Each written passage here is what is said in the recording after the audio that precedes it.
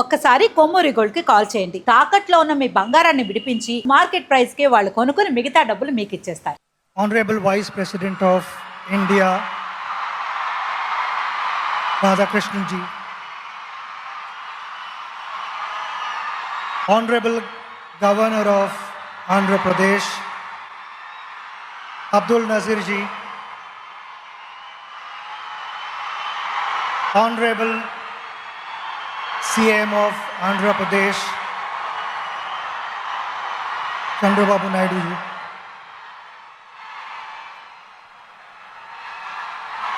Venkaiah Naidu ji is also here. Dignitaries on the dais, ladies and gentlemen, all my friends, brothers and sisters, namaskaram.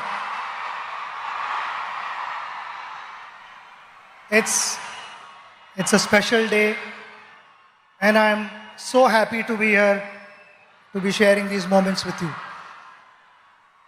My father came from a very, very humble background, had a challenging life because the pockets were not deep.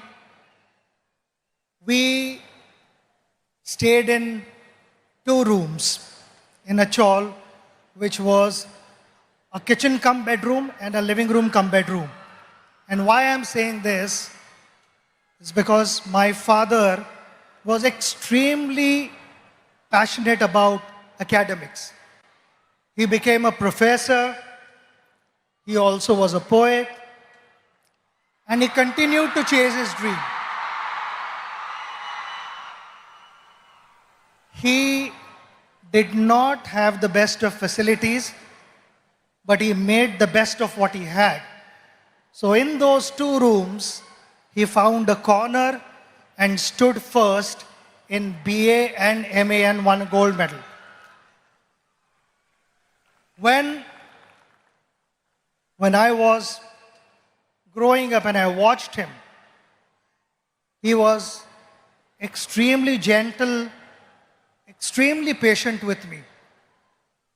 So whatever mistakes I made as a child, I was convinced, he explained to me and I got convinced. It was never that he tried to correct me forcibly. And that created a huge positive impact on me. I learned so many things from him. He was extremely patient. And why I say this? Because when I started playing for India, I bought my own car. I used to love to listen to good music. And most of the times it used to be loud music in the car while I was driving. And my father would be seated next to me, reading his book. Never once did he tell me, reduce the volume, I want to read the book. He was focused and the outside noise did not matter to him. And that's something that I learned from him. Being a good person, it's a practice that every morning you wake up and you remind yourself that you are going to behave in a particular way, which is, I feel, kind of conveys how your parents have brought you up. And that is something which I will always carry for the rest of my life, because that's the impression my father left with me. Awesome, sir. Sachin sir, in both academics and sports, students today face immense pressure to perform. From your experience, how do you deal with this pressure? Pressure is on everyone at every level. You meet any individual in this room, we will have pressure. There are 2 types of pressures. One is external and one is internal pressure. External pressure is all about what the world is saying about you. I think in today's world, when social media is so active, people want to know what is being said about myself. Generally, every individual is bothered about that. when I went out to bat, you have to learn to how to use that to your advantage. When I went out to bat, I used to get reception like this, which was fantastic. Sometimes it was overwhelming. Sometimes I felt I was not in the frame of mind to start my innings. I just needed that break. I needed the crowd to settle down a bit. So those were the occasions where I would remove my shoelace or remove the strap of my leg guard, or someone would be moving on top of the side screen. I would settle the crowd down, make sure that those 22 yards belonged to me, and then started my innings. It is like a ship sailing through water to get to its destination. But the moment there are holes in those ship and the water starts seeping in, the ship starts sinking. And that is exactly what I'm trying to tell you, that external pressures will be there. You need to shut off. You need to stay focused on what you want to achieve in life. We come to internal pressure. Internal pressure is actively led by your conscious mind. When your conscious mind is moving ahead of the moment, it starts putting multiple scenarios in your head which are imaginary. Failure, consequences, disappointments, and all these things, they kind of freeze you. They increase the pressure.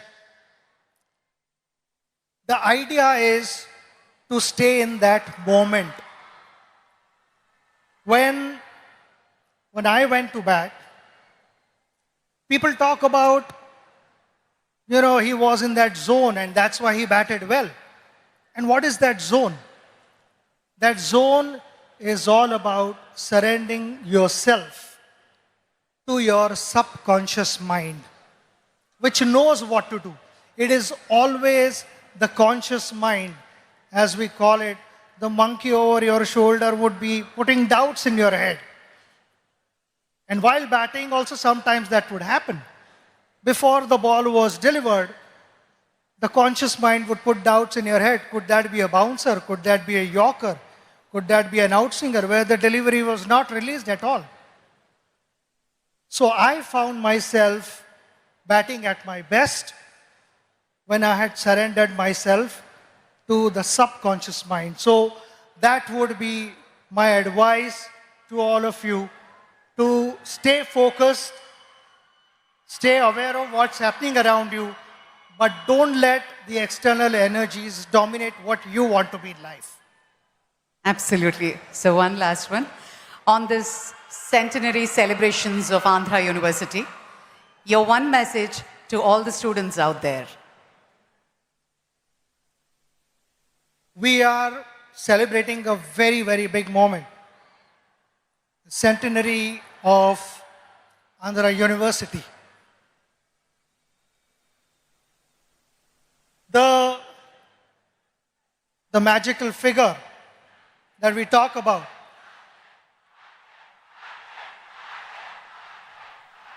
happened with the contribution of many. The teachers who taught for decades. And there are many illustrious people who have been able to shape our country, who have to give a new meaning to the youth of India, who have guided them. And all these things would never have happened without the guidance of all those teachers who imparted knowledge with a lot of humility and integrity. But those were the last 100 years. But with impeccable reputation of the university, the responsibility lies on the next generation and generations to follow. Now, how do you with such impeccable reputation, please understand that the expectations are going to be high. And if the expectations are high, the responsibility automatically increases. I want to take this opportunity to wish you the very best of luck, because I know my father, being a professor, how committed he was and what gave him the most satisfaction when he got to hear good things about his students. I personally felt that was his greatest return gift. And so would be the teachers of this university. At the pace that the world is moving, there'll be a lot of innovations. Plenty of things would be expected of you in different spheres of life. My simple message to you, which I followed throughout my journey, was we all want to be successful. Success never happens overnight. It takes time. We have to be patient and follow the right path. While doing so, while chasing your dream, don't cut corners and find shortcuts. It takes time. We have to be patient and follow the right path. While doing so, while chasing your dream, don't cut corners and find shortcuts and compromise values. That is going to be extremely important for our country to move forward and for you to set examples for the next generation. I again want to thank you for having me here and giving me this opportunity to spend this wonderful moment, which I will cherish in my life. And the love and the affection that you have showered upon me will always stay in my heart. It is priceless for me. So thank you very much. Namaskaram and God bless you all.